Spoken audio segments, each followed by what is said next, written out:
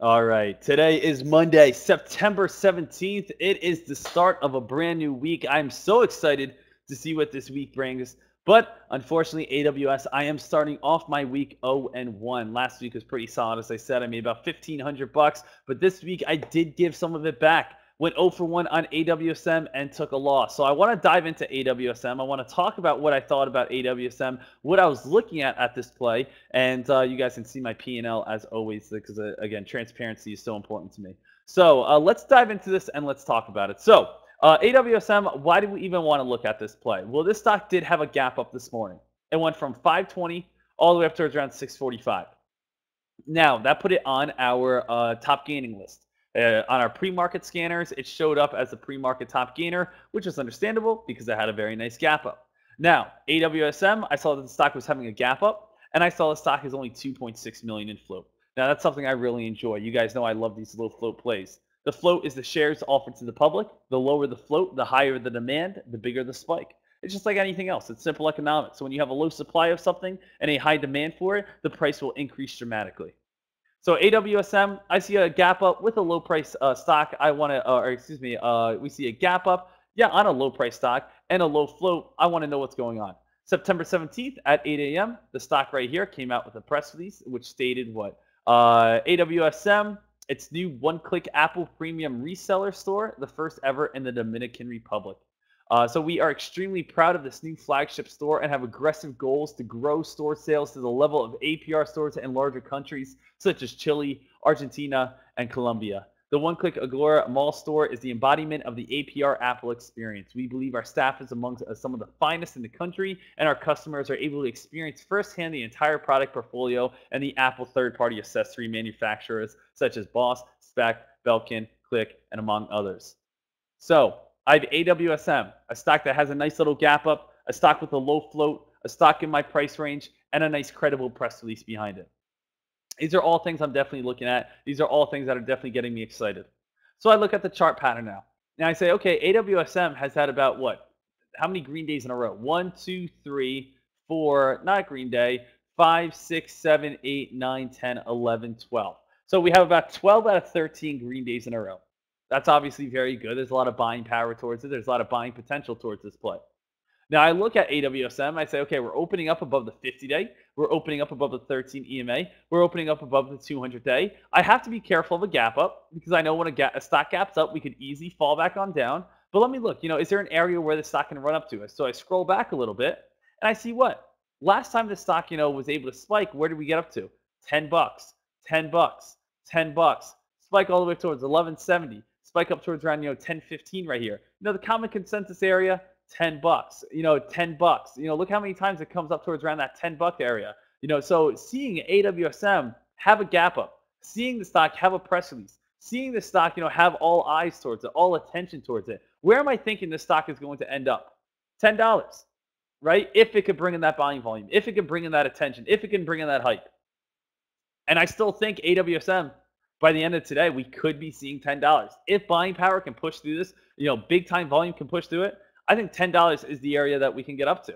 Because nearly every time it spikes, with decent activity or decent volume, again, 10 bucks, 10 bucks, 10 bucks, 10 bucks. You go back here, here's a nice move, 750 all the way up to 10 bucks. Here's a nice move from here, 750 up towards around 10 bucks. Here's, what, $7 up towards, even higher, 11.30. We see, nice moves all the way up towards around 10 bucks. And if AWSM starts getting buying volume, we start seeing 750, 775, most traders are going to say what? Oh, where are we selling? Hey, I'm going to try to hold this until $10.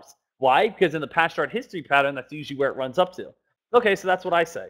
And that's what Fred says. And that's what Taylor says. And that's what Shannon says. That's what Vince says. And that's what Mike says. And that's what everyone says. So now everyone is continuing to hold their play until what area? Up towards around $10. So that's usually what we start seeing.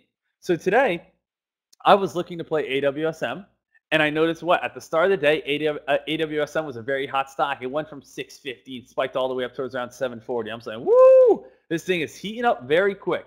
Very hot play, very quick. And then we started seeing the stock, start falling back on down. So again, I noticed these hot, upper shadows. I didn't pull the trigger right here. And I start seeing, some tough resistance at, what areas. If I start seeing, a stock go from around 650, spikes all the way up, excuse me, guys, all the way up towards the 740 mark, it starts coming back on down, tries to consolidate. What does it hit? Like 725, 725, 725, 725. So I start putting a little bit of resistance at 725. 725 with our tops, right around 740. Stock has a strong pullback. We start, start climbing a little bit. Where does it come back up to? Around $7. Come back up towards around $7 again. We still have our top at around 740. We have stronger resistance around 725. We got our $7 right here. Okay, starts come on up towards where? Around 711. Now the stock starts going sideways, starts holding this trend line, and then boom, we see our big time buying volume right here. This is where I look to enter. Why did I look to enter right here? Because I assumed we had our one touch right here. I took this as a second touch, and then again, I was looking for the third touch right here. I also saw big buying volume on a low float stock, on a stock that all eyes were at today. I was looking for the nice rip. I did make a mistake here. And what was the mistake? I usually say, when I'm looking for a breakout, what do I always like to look for? When I'm looking for a breakout, what do I always like to see? I always like to see a stock, no matter what type of pattern it is. If this is, let's go right here. If we have our top resistance right across the board, that's our top resistance. And if we, let's say, have a U-shaped pattern, what do I usually like to look for? We have a U-shaped pattern start forming. A perfect U-shaped pattern is something like this, right? Where the stock basically gradually moves on up, right? The stock gradually moves bit of selling, and then we have a spike, and then we have a little bit of selling, and then once we get to this mark right here, all the sellers who want to get out had time to get out. So anyone who wanted to get out had time to get out, and now it's all buyers. What you don't ever want to play is where you have our top resistance right here, and you see a U-shaped pattern that looks like this, where the stock drops on down, this, and then goes on up, because there wasn't ever an area for sellers to get out at, correct? Where the stock just went straight on up, everyone couldn't get off the bus. Now it comes up to resistance, everyone gets off the bus, and that's where it just dumps right back on down. So it's the same exact thing when I'm looking for these triangles to form. When I'm looking for these triangles to form, I'm going on the same exact lines where basically, or I'm inside some sort of channel or anything like that. What am I looking for? I got my top resistance, right across the board right here. I have my support line, let's say going across the bottom right here. And so that's, that's the triangle I want to be in. Now the stock is inside this triangle where the stock is, moving on up, coming on down, moving on up, coming on down. If I see what I ultimately want to see is this, something like this, ooh, and then a big time rip. I didn't mean to do this weird little, that just slipped. But again, it's like climbing, and then boom, and then it shoots on up, right? That's what you want to see. But what happened in this case on AWSM?